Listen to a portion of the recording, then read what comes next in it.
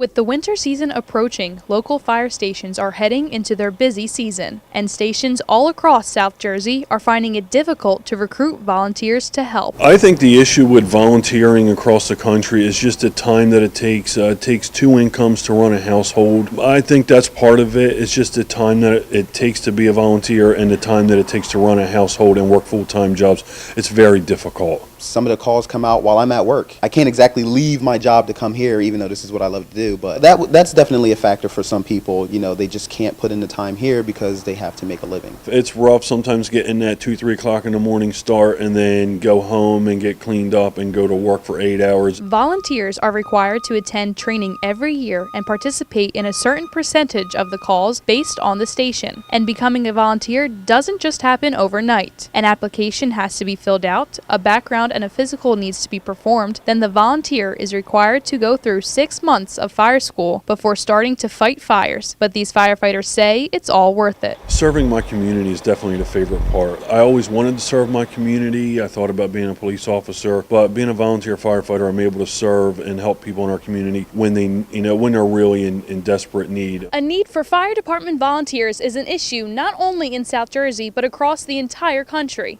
These Millville volunteers told me that although it is a bit of a time commitment to be here 20 to 25 hours every week on top of their full-time job, they're here because they love to help their community. For me, it doesn't matter if I get paid to do it or if I do. I just love volunteering. I love being a fireman. It's the best thing I've ever done. So getting paid to do it, it's all right. I'm Nina Barati for SNJ Today.